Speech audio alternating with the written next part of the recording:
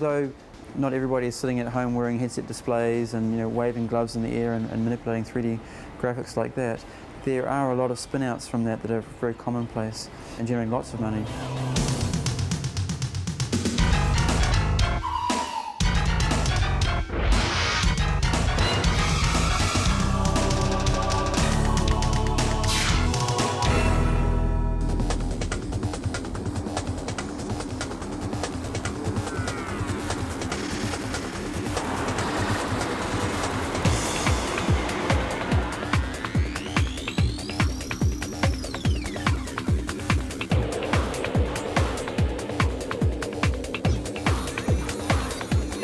HIT Lab stands for the Human Interface Technology Lab, and basically we look at the next generation of computer interfaces.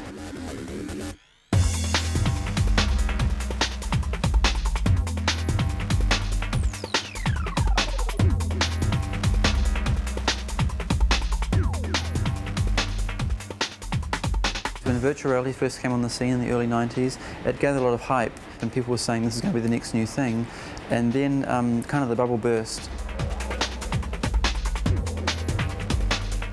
What you're seeing now, though, is a lot of those same virtual reality technologies are becoming commonplace. By itself, it's just a book. There's nothing magical about it. The way you get really the full effect of the book is you look at the book through the goggles. But you can also see down in the monitor what the person who's looking through this would be seeing.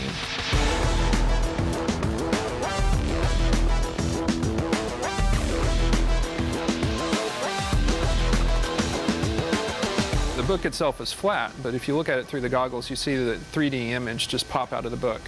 And it looks like it's actually anchored to the page. So this is an example of what we call augmented reality. You essentially take a picture of the real world and you put computer-generated imagery over it. What we're saying with augmented reality is it's predominantly real, but we're augmenting it with virtual content by sticking virtual objects onto real surfaces.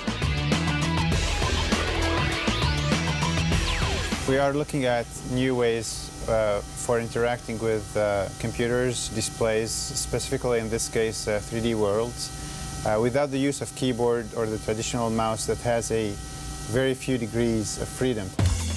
I have two cameras over there that are calibrated, and so because I have two slightly different point of views of the same picture, in my hand in this case, the computer can generate a 3D model of the hand. We're trying to replace the bulky glove that kind of wires your hand to a box with interacting with these machines with wireless hand gesture, which would be used for navigation. We're using a surgical simulator to train doctors to do surgical procedures prior to actually doing them in the operating room. Surgeons have less opportunity to practice than you might think. They use cadavers or animals in their training, and we want to reduce the use of laboratory animals and give the surgeons more opportunity to practice.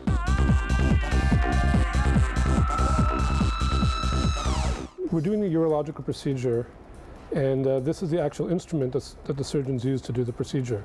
The prostate is basically a labyrinth of blood vessels, and it's not uncommon during this procedure to hit a blood vessel. There I just hit a blood vessel. So the simulator represents that.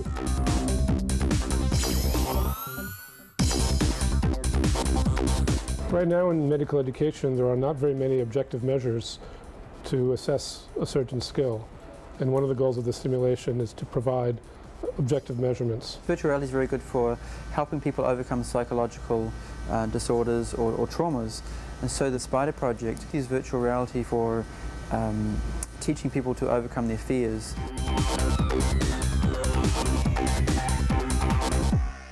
What we've discovered is that through repeated exposure to, first of all, a virtual spider, then they can overcome their fear.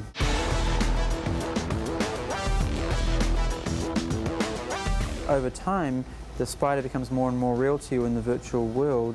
When it comes time for you to hold a real spider, you've done it dozens or hundreds of times before with the computer graphics spider, so there's no fear anymore. It's more of a quality of the detail of your understanding that seems to increase when you're actually immersed in the world. You're really concentrating on what you're doing and what you're seeing because all the other distractions are gone.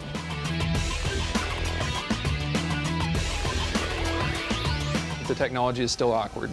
And the thing we want to do in research is we want to start thinking about things that are just not really quite practical now, but in 5 years or 10 years will be really fairly easy to do.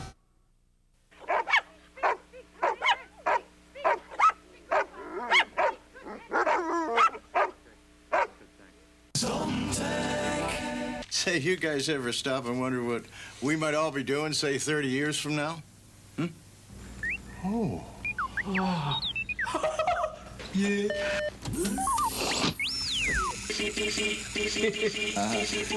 Thank you, little fella. The future's gonna be okay.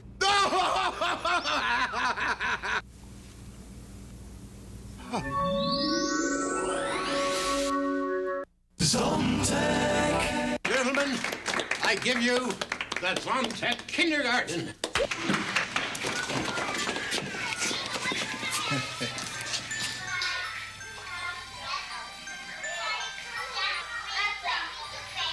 Been sharing it out, huh, Mitch?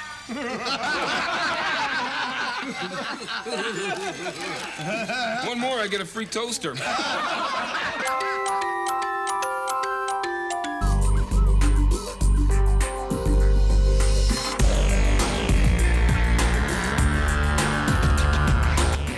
Generally, visuals in a club might be far more, however amazing the visuals might be, generally the setting is that it's more background, adding ambience to it, which I think is sometimes a real shame.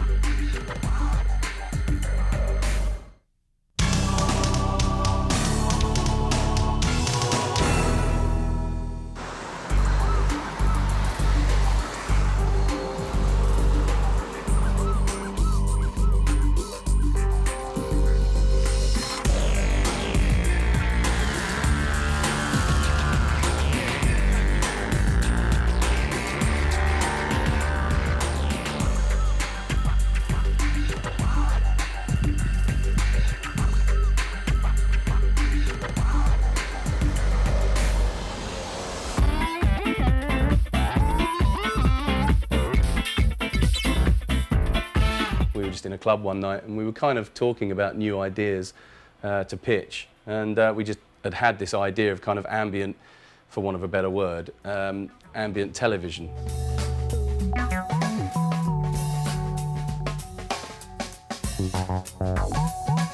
No one had really kind of made a TV show that had no presenters, it had no what you could call narrative structure. It was just images and music very, very tightly kind of woven together, but that kind of had mood and theme, kind of more of a landscape channel on acid kind of thing. And in today's program, we're going to be talking about nature's psychedelics. After the pilot went down really well, we did a whole series.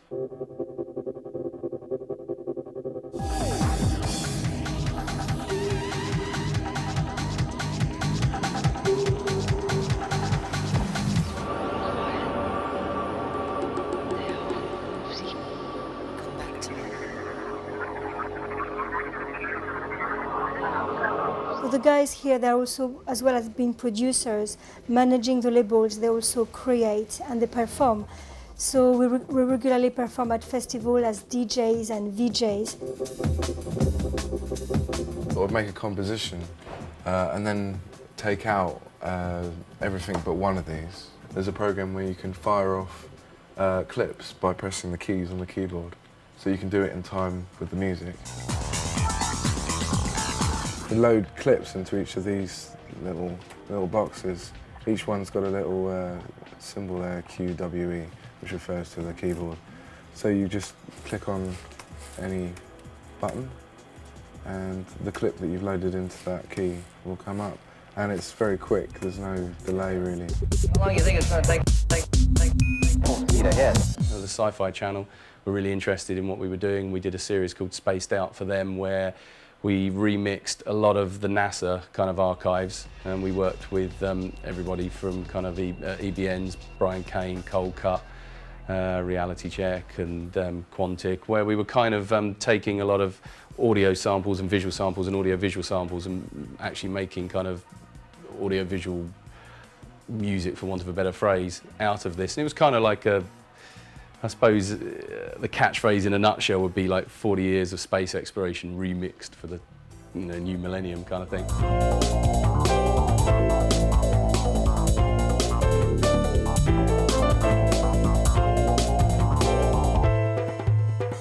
Sampled by men.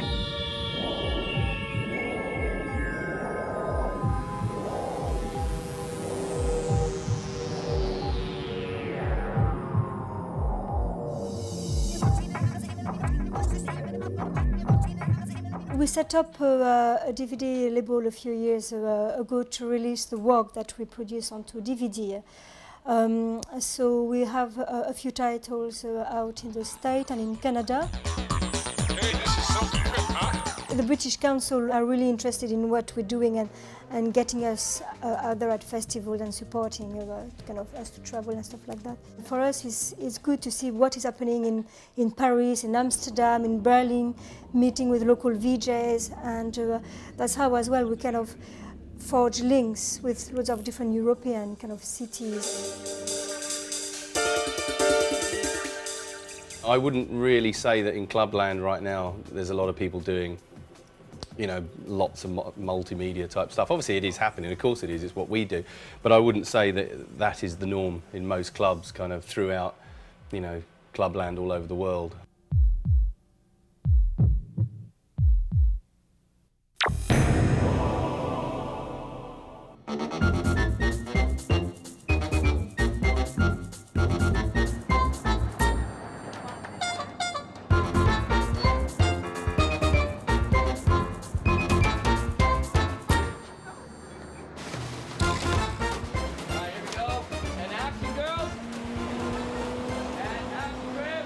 We are shooting a commercial campaign for MicroSkills, which is a small vocational school, IT school in San Diego. And this is kind of we're seeing the last scene of one of our spots. And basically the spots revolve around people in a kind of hourly job, bad job, kind of miserable, boring day-to-day job, being lifted out with our analogy crane, which is MicroSkills, into a better life. Tom Dolan is the stock boy. Tom is aimless. But we're going to change that. We are MicroSkills. We can help. Soon Tom will get IT certified and start a career. We figured that this 19-year-old stock boy would really want to have a hot tub, and then if he had a little money left over, he could hire some sparring girls. Then he'll be able to afford things, like this hot tub to host legendary Canadian person Dan Duran. Tom. And his friends. Tanya Harding was supposed to be in the hot tub, and that kind of incited the sparring girls. But the sparring girls turned out to be kind of fun anyhow, so Tanya got turned away from the border. Sorry, Canada. And Dan Duran has taken her place, and we're extremely excited about that, too. That's a cut. Very good. Let's set it up and do the same thing again.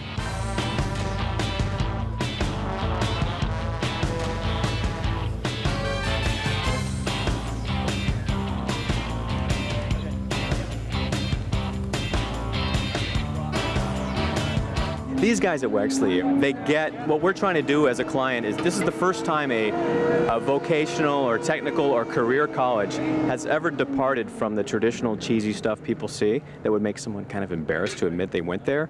And we're rebranding everything and doing, this is a brand new campaign and a complete departure from what anybody's ever done in that category. And it's the most crowded category in retail or spot television in the United States.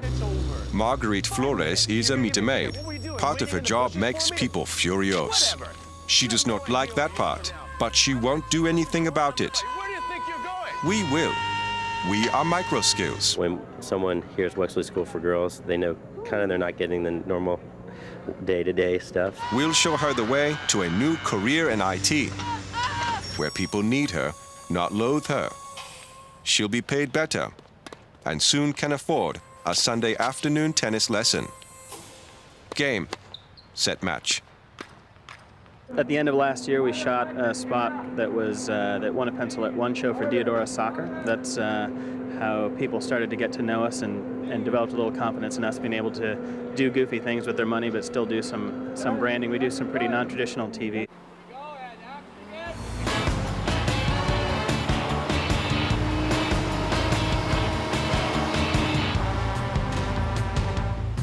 really big agencies are doing well and the really small agencies are doing well. It's probably the tough time for the middle agencies. John Toriano is a welder. John does not love welding, but he makes an hourly wage, and that's what he cares about. We can fix that. We are MicroSkills. People pulled back their advertising dollars, and then they made a big retail swing, and I think that was pretty frustrating, especially for creatives. And then they realized they weren't making a whole lot of money, and people started advertising again. We can get John IT certified and launch his career, so he can provide his family with everything they've wanted. Like a pony. Daddy, you got me a pony! This is fantastic. It's really tentative right now, and the more things that we can do to just have some fun and to do some random brandings, it's great for guys like us because we do really random things that makes our work really stand out.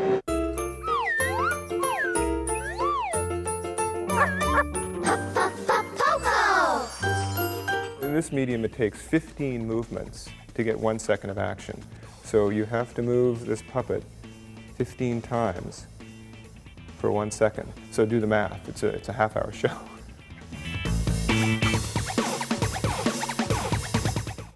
Fantastically democratic technology can make a small amount of people a lot of money.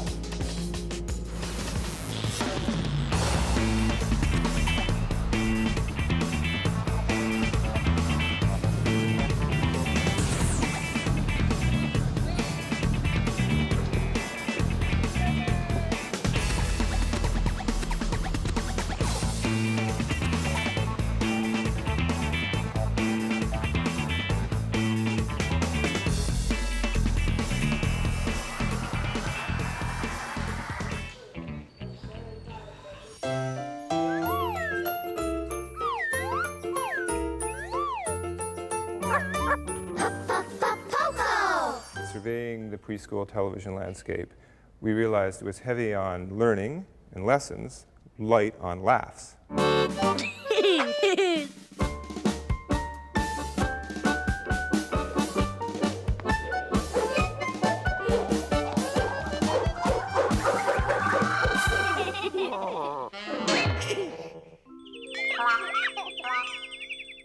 'He wants to be alone. Minus won't let him.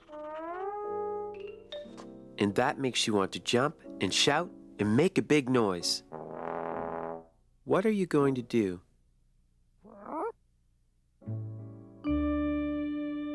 So what we wanted to do, and I think we have accomplished with silliness and fun, is acknowledge and respect the emotional landscape a 3-year-old travels in a day, and provide Poco with some easy, simple, silly coping skills to deal with what he's feeling. Tuba time. 1, 2, 3, blow. Let that yucky feeling go.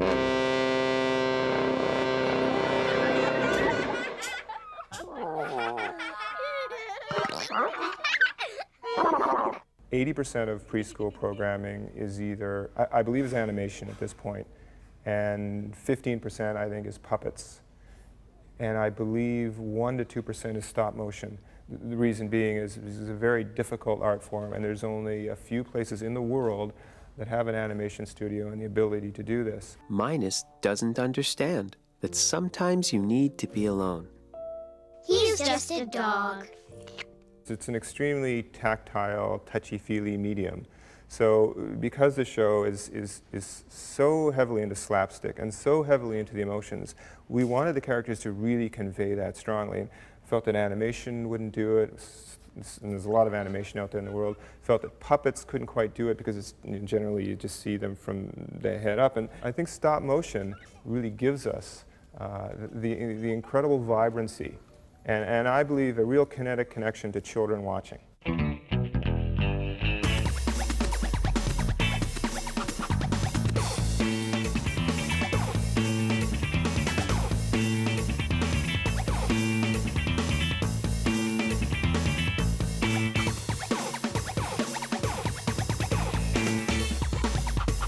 Well, I'm an animator, so there's 9 of us down here, and we all have identical, well, there's 2 sets. There's an outdoor set and an indoor set, and all the outdoor and indoor sets are identical in every way, so that you can cut scenes from between one and the other it look like it's all in the same place.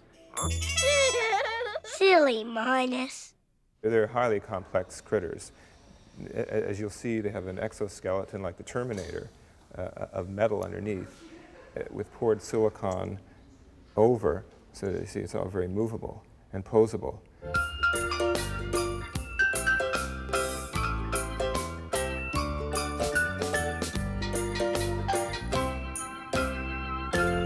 It's a slow process because on a good day, we get 1.5 minutes of final product a day, 90 seconds, which is, so you can imagine it takes a long time to bring these things through to final.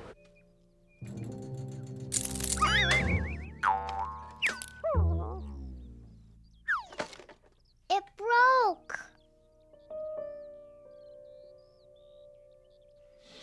As we find things that work better than other things, then we redraft the scripts. From the script stage, I have a meeting where I break down the script with the storyboard artist, and they come back to me with a representation like this, which is called the thumbnails. And you can see the drawings are fairly well established, but they're a bit rough. It's just a quick representation to see whether the action that I have planned is going to work. What's he drawing? Spaghetti? Noodles? It's a roller coaster. You can see there's all these panels, which are the storyboard panels, and I edit these things together in a time so that it flows as the show is going to flow. And that's what the animators watch downstairs, so they get a feeling for how long each of the scenes are, and they create the scenes based on the timing that I create here in the edit suite. Sometimes, when you're sad, it helps to hug a monkey. Hug a monkey. This is where all the video feeds come, and we can actually view them on this broadcast monitor.